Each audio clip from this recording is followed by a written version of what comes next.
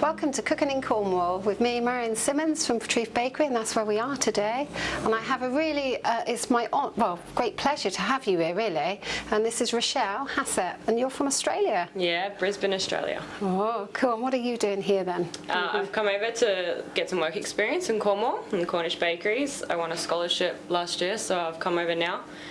Basically come here to learn the Cornish ways, Corny pasty. Heard about you, saw you on the telly, so I thought it'd be lovely to come down, yeah. Yeah, and actually you've been here for a few days now with us, haven't Yes. you? And you've learned quite a lot, haven't you? A lot, lots and lots about all the Cornish breads and pastries and pasties, yeah. Yeah, it's good. And so today I thought, because I keep on showing you how to make Cornish stuff, it'd be a really good idea for us to learn something continental ourselves here. So you're going to make some continental bread, aren't you? Yes, right, so you're going to talk us through that then? Yeah, sure. I've got some flour here. We've got semolina, so we're going to use 70% flour. Semolina? Yeah. So with the semolina, can you just explain why you're using semolina? Well, semolina, it gives it a bit of extra flavour. It helps with the bulk ferment as well. We're going to dust some on the outside as well, so it just makes it that little bit more crusty. Yeah, it'll give it a really hard crust, won't it? A really firm one. So when you're cutting that, it'll be really lovely and real thick crust. Yeah. And it makes it taste so different, doesn't it? It really does, yeah. So we're going to just pop this into the machine then? Yep. We're going to make you some continental bread. Australian, I hear. So that's your flour and your semolina. Yep. And it's got a little bit of improver. Yeah, and why are you putting improver in yours? Basically, we don't usually use as much improver back at home, but just with the differences with the flour and the water, it's just like a safeguard. It just keeps it strong. Make sure that we're not going to have pancake bread at the end. Make sure it's nice and fluffy, good. Salt. Bit of salt. Now this thing, they keep on trying to tell us to use less salt. Yeah. How are you finding that? They're trying to bring it into Australia. They are suggesting it to us. It's not a regulation as yet, but no one really wants to do it because it takes away the flavour of bread. I find that people that are using unsalted butter now will then be wanting to use salted butter just to get the flavour. Yeah. Because you really need that. I think. Well, the salt in bread, it actually controls the yeast. Yeah, it does. So without it, for instance, if I had this bit of, that's why we say mix your dry ingredients together, because if I got this yeast and I put it in and the next ingredient on top of that was salt, it wouldn't work so fast, it would kill it. Yeah. So it would still work, but not as fast or efficiently. So that's why bakers, we always mix the dry ingredients together before we put in the yeast, don't we? Yeah. Our little baby. Right, go on then, you talk us through. Okay, so we can add the water in now. Right. Okay. Well, I'll mix it with the water first, and we can add the yeast in a couple of minutes once the salt's dispersed. That's a lovely colour, isn't it? It is. It's really nice and yellow. There you go. Okay, so and for us in the bakery, we use something called a spiral mixer, and the spiral mixer, it will just speed up the process.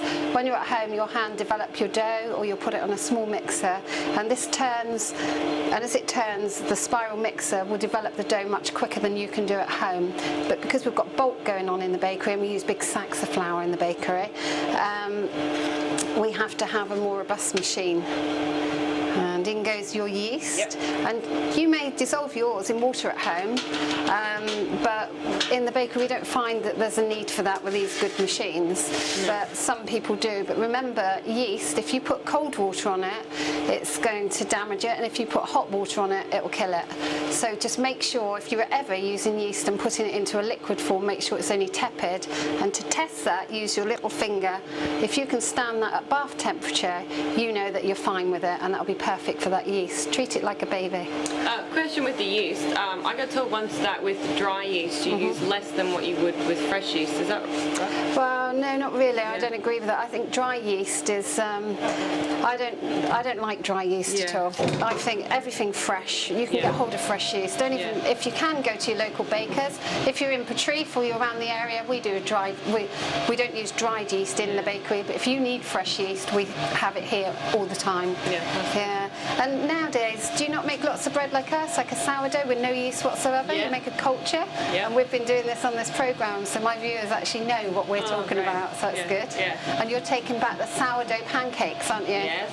Yeah, the recipe we did, so that would be good. So now this bowl is picking this up really, really quickly. So might need a little bit more water. And that's exactly what you found here, haven't you?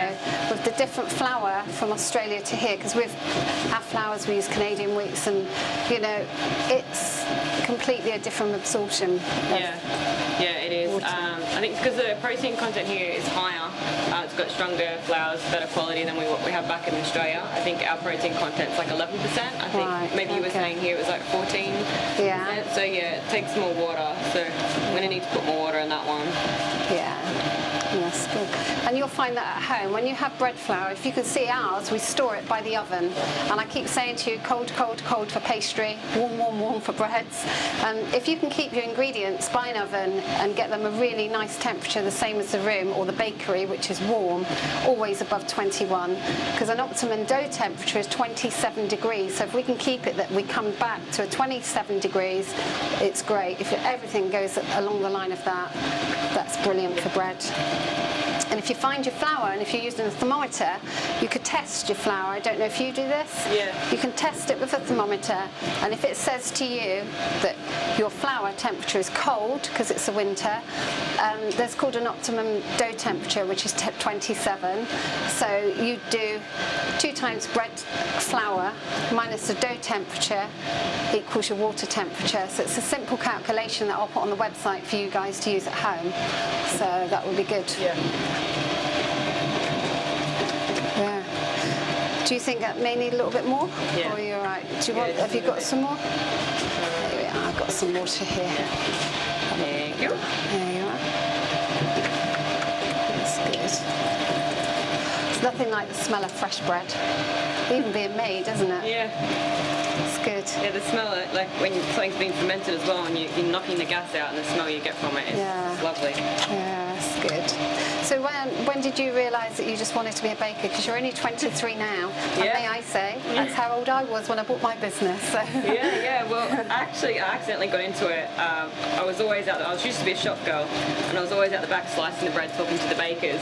And I got in trouble from my boss, and eventually she said, right, well, you can go out the back for 3 days a week, and you can top their savouries and ice the bun. That's like heaven.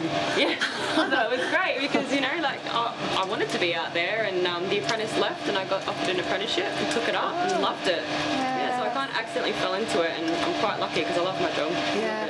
And is it just bread you're making there? Yeah. Just bread where I am at the moment. I have worked a little bit with pastry products and patisserie, but I always come back to bread. Yeah. It is different. It's quite satisfying, but it's early mornings. How'd you get on with that? All right. At first it was really hard. I tried to fit in my social life and working, and then I realised that to be responsible and sacrifice my job, you know, go to bed early and getting up at 3 o'clock in the morning is the same as getting up at 5 o'clock, 6 o'clock in the morning for me. Oh. Yeah, I guess so. I find. Yeah, so you've made a starter now, haven't you, to go with this bread? Not a starter, we're just, this dough, what we're mixing now, will sit for 2 hours in a bucket and ferment up. Yeah. So we've done one of those already, so we'll be able to show everyone. So while that's mixing, because we know now what's gone in the machine, how long we've mixed it for, we can actually show the one that we've actually made, can't we? Sounds good. So we've got that ready in our little bucket here. I'm treating it gentle. Yes. Look at that. Have you seen that?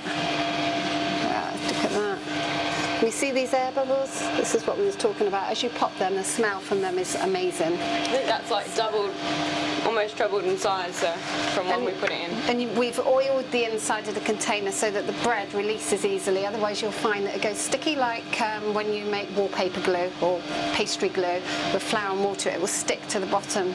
So we've taken that out. Well, there's your baby. Thank you. I don't want to ruin it. If it goes wrong, I'll get the blame. There we go. Thank you. That's come away quite clean, isn't it? Yeah. Now, my teacher at college always used to say a squeaky dough is a good dough, and I'll always remember that, and that I can see is going to be really squeaky. You can hear it. Yeah, squeaky dough is a good dough. So if the aeration of the bubbles start bursting, it actually means that the dough's aerated perfectly. So a squeaky dough is a good dough. Great. So yeah, it's good. You'll hear that. Yeah. Well, I'm going to scale these. Forgive my conversion. I think I figured it out that it's about 830 grams, which is just under £2, I believe. I'm not 100% sure. So obviously being fully metric now, because in the UK if we make a loaf of bread and it has to weigh a certain amount, so like a £2 or 450 gram loaf. It has to weigh that to be called a loaf of bread. And we have people called weights and measures that come to our businesses. Do you get that? No. Oh, I'm moving to Australia in case my weighing skills go down. Yeah. It's like sometimes we have troubles with our bread weights because our ovens sometimes aren't always working as they should. And you know, it's drying it out more, then we're losing all the weight. And, have people coming in whinging, you know, my loaf is underweight, and we'll like have to try and find out. So for me, you've weighed this one, but you didn't weigh that one. I did. Did you? I did. Was it exactly? Oh God, she's too fast for me. I'll tell you, these Australians. Alright, so we can let these rest for 10 minutes and then we'll give them a final mould. Okay, and then when you've given their final mould, we're going to put them into a... Yeah, we've got banneton baskets here. That's right, and we use these for our sourdough at the bakery, and if you've not tried it, you should. It's fabulous. It's lovely. But this continental bread that you've made, when I tried it the other day, I really, really loved the thick crust. Yeah. Really great with Cornish butter, dare I say. Yeah. But they're saying that Cornish butter is better for you now than margarine, so go out and get yourself some. It's good, it's better for you. And like you were saying, they're going into the unsalted butter and the salted butter, and you know, it's what you like, really. I would just go and have what you like. I like salted. Yeah, I do. Yeah. So, right, our machine, because we made this just now ready for our next lot, it's slowing down now, ready to tell us that that's ready. So, right, we're going to have to we'll move this on. Yeah, well, we can just put a little bit of semolina in here, just so we can see the lines from the banneton basket when it's baked, and then we can get a nice, good crush on it as well. And it also makes it that when it comes out, they release easier as well, don't they? Yeah. And you'll get the lovely groove around this bread is amazing. Yeah. Well, I reckon we can mould these up now and pop them in. Do you reckon? Yeah, no worries. I just give them a light mould. I don't want to knock all of them. Yeah, you don't want to have them too tight, because some people will mould like this. Or can you see this? But really, as all you're trying to do is get around, and you can mould it away from you, keeping this part of your hand always onto the surface, and mould, and then bring it back and mould, and you'll get it perfectly round, look. And that's ready. And because this is the top of our bread, what do we do? Put it upside down. There we are. Australian bread at its best, upside down. Upside down bread, down under. That's cool. Shall we show you the size of this dough before it was? Yeah, that's fine. Size? Yeah. Cool. Oh, goodness. And if you remember when we showed you that you had it in the bucket, the big aeration and the bubble, this is how it started off. So small, and it's really like, it's tough now, isn't it? Yeah, you can't stretch it at all, look, really tough. And that's why we have to rest it for 2 hours before you use it. And that's what yours will look like before you put it into an oiled container and leave it resting. So we'll pop these into the prover. Yeah. Now, provers, I know you've not got one at home, obviously, so what we've done, you can have a little look at our prover, but if you're trying this at home, if you could keep it in somewhere warm, cover it over with either a damp cloth or use a damp tea towel or some cling film over the top, that'll be fine. And what we did before is we've got some that are just ready to come out of the prover, so have a look at these guys. Look at them, you see how much they've doubled in size again, and that's what you're looking for. Don't worry that it's cracked on top, because if you remember, this is the bottom of your loaf of bread, the top is underneath. All right, so now we're going to just put them straight into the oven now, aren't we? Yeah, straight onto the bottom. All right, and what temperature are you baking them at today? 220 degrees Celsius. Right, so, okay. We're going to bake them for 40 minutes in total. We're just going to do the first 20 minutes and open up the damper to let all the moisture out, which is going to allow it to get really crusty. We're going to then bake it for, hopefully we can get another 20 minutes on it before it gets too much colour, so we get that really nice crust. Yeah, and for at home, if I was you, I'd get yourself a tray and put really, really hot water in it into your oven and create a lot of steam, and then literally put them in. That'll form the crust, and then open your oven door right up, let all the steam out, and then continue to bake it. Do you make bread at home or just at work? I have done, yeah. When I'm not too tired, I do. Yeah. Oh, you're better than me then. I only do it at work. Right, you're going to pop this in then? Yeah, we'll get it for you.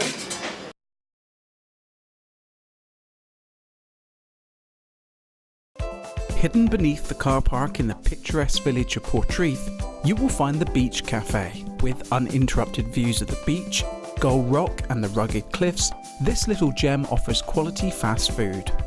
Come and try our famous breakfast served by friendly professional staff. It's probably the best value for money in the county. Visit us any day of the year. When the sun is shining, you could be anywhere in the world. The Atlantic Bar, a contemporary, spacious, bright, laid-back establishment perfect for families, young couples and surfers alike. We can be found situated in the beautiful coastal village of Portreath, with sea views and beautiful sunsets you can enjoy from a menu which is freshly prepared daily with local sourced produce. Not only does the Atlantic offer an innovative choice of food, but also is popular for live music and DJ events, and caters for birthdays, weddings and special occasions. Saint Screenprint Company Limited. We specialise in supplying bespoke, personalised clothing and associated products. Based in Falmouth, we work across a variety of clothing markets including corporate clothing, workwear, hospitality and sports and leisure. We control the whole production printing process to offer our customers a short lead time, high quality alternative to our competitors. Call us on 01326 377 585 or find us at saints-screenprint.co.uk.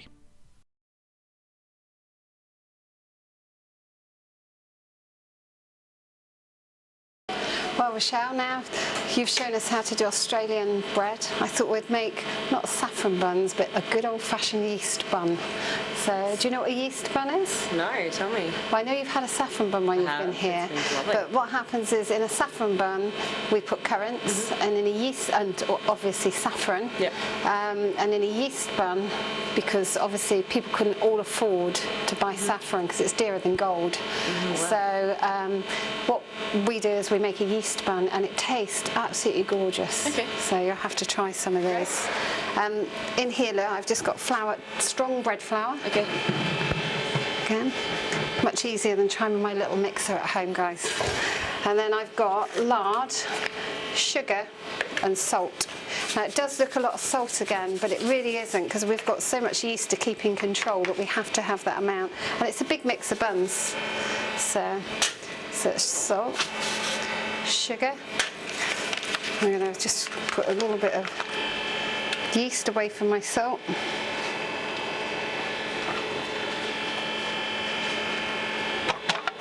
Here we are, and put a little mix around, and then some lard. Now, in the old days, everybody cooked with lard or baked with lard. So, do you use lard at home a lot? No, we just use vegetable oil in our breads. Oh, right, okay. So, for us, it's good old-fashioned lard. There we are, if you set that go in a minute. And then, if you pop that on for me a minute, Rochelle, just gonna... Right. The water in now? Yeah, that'd be great. Thank you. Right, so all we're going to do here is we've got the crumb in here, and we're literally going to mix it and bring it up into a dough again. So very similar to the saffron bun, like I said. Then we're just going to put sultanas in ours, and in our saffron buns we always use currants. So it's something. Do you think you'd be able to take this down? Down under? I think so. I think it'd be very popular. Right, a bread dough. When you make a bread dough, obviously we have to work with gluten. That's what we're doing now. And it always takes an hour, a process of an hour, to make a saffron or a yeast bun with the method that we use. And so after you'd make this dough, put it into a bowl and let it rest. Then add your sultanas at something called knockback. So that's after 40 minutes you'd put your sultanas in. So for us to have to do that here today, it would take a bit long. So I've actually got some at knockback that we've added. Here, look at that. So that is all this is. It's this mix, mixed together for 10 minutes at home. Leave it for 40 minutes to rest covered, and then tip in your fruit, and that's it. So it's pretty basic to do. And then you just tip it out. See? And you can see all the air in that. Look at that. Feel it.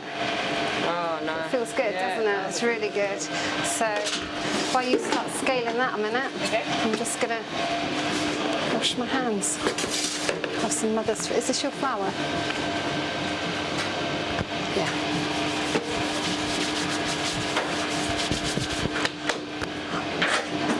When I say I'm going to wash my my hands, I don't actually mean with water, do you?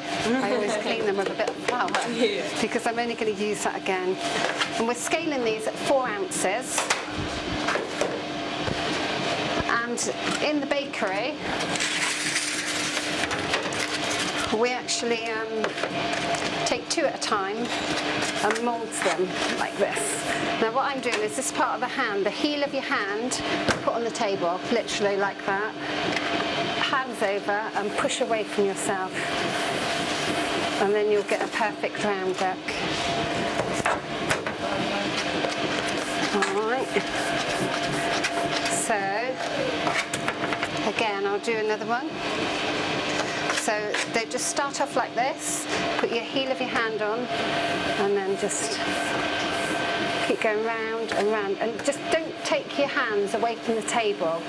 Just, and then you become a little... And they're good. It feels lovely, this mix. Nice. You can see, look at it, it's really good. Now you don't only have to do these buns with this, you could actually put 4 together or make it into a pound loaf or 450 grams and put it in a small bread tin and make yourself a little yeast cake. So, but for us today, we thought Rochelle could really try these buns. And again, we're going to put these into our prover. And that's all nice and warm and moist in there. Yep. And your prover's probably got to be the same as ours, hasn't it? Yeah, exactly the same. So, oh, I think that sounds like your bread. I tell you what, I'll just pop these in the prover if you want to have a look at your bread and check that out. Right, well, that's our buns, all made, looking lovely. And we've got 13 again, one for that poor baker. And we're going to pop them into the prover and let them prove. So, yeah. There we are.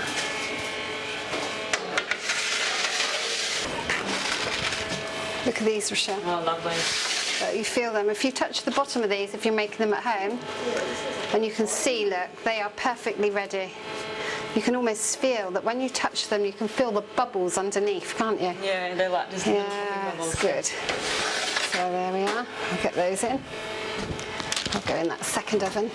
That one. This one is it? Yeah. And I'm going to put some steam on these as well. So if you just close the door and steam them. And same principle at home, that if you want to put steam in your oven at home, obviously you haven't got this lovely oven we've got, so you'll have to put a tray of water in, and then after 10-15 minutes, take it out your oven, waft your door a bit to get rid of the steam and close it, and you'll get a really good shine. Wow. What do you think? They look lovely. They're very, very hot. At the minute, they'll feel quite firm on the outside, but in a little while, they'll really soften. Okay. And you can put these into a container when they're cold, and they'll probably last a week. Oh, wow. So they've got, it's because we've put all the fat in them, really, and the sugar, and the fruit, and everything together is really an enriched dough. Yep. But if you've not tried them before, you need to get making them immediately, because they're really cool. Yeah. So you're hoping to have your bakery over in Australia open soon? Yes, yes. So I did think 10 years time, but after meeting you and hearing how you did it when at my age, I'm thinking a bit sooner, maybe 5 years. Yeah, so it's good. It's a bit of a shock at first if you open the business your age, but I think you've got less fear factor at your age. I don't know if I would have done it again at 23, but you know, it's good. Oh, listen to that. It's good. Nice. Look at that. When you take your bread out at home, always just tap at the bottom, and you can feel it's hollow. Now, if you're making it different, listen, completely hollow. So that's good. That's looking fantastic. I'm loving that. I love the pattern you get from the bannetons on it. Yeah, it's good. Yeah. So we got these from Cornwall and these from down under. Yeah. So it's good. So we're just going to pop those on there, and we'll cut that in a minute, and we'll have a little look and listen to it. Can you hear that crack? It talks to you, doesn't it? Yeah. You hear it? It's brilliant, isn't it? And some of them you'll notice that a crack will appear right across the top like an eggshell breaking. It's good. You see all the air in that. You smell that? Oh my goodness, that smells amazing. It does, doesn't it? So at Christmas time I use exactly this recipe. Do you want to stop your bread? Yeah. Is that? Yeah. So at Christmas time, if you was going to make yeast buns, I can do them with like cranberries, and I've done some with cranberry and walnut in. Exactly the same recipe, just change the fruit, add it and knock back. Like I said, so you'd make the dough, leave it to rest for 40 minutes, fold in your fruit, leave it for 20 minutes and scale it. That's a whole hour to process the bread. And that's what you do. So what fruit would you have if you was over in I think we would use the same, sultanas and currants. If we do have any fruit bread, then it's that. So I think we do the same. I'd like to try cranberries and walnuts. That sounds really nice. It is really good. So you just try and have a taste of that. Look at that. Thank you. It's good. Is that good? It's so soft. It's good, isn't it? It's almost, it's not like a brioche, is it? You want to say it's like a brioche because it's enriched, yeah, but it's now not. that you said that, but it's not. No, it's completely lovely. different. Very and lovely. how about, I can't wait to try yours now you've tasted mine. So can I cut this? Of course. I'll move that across. Right, listen for this, I can't wait.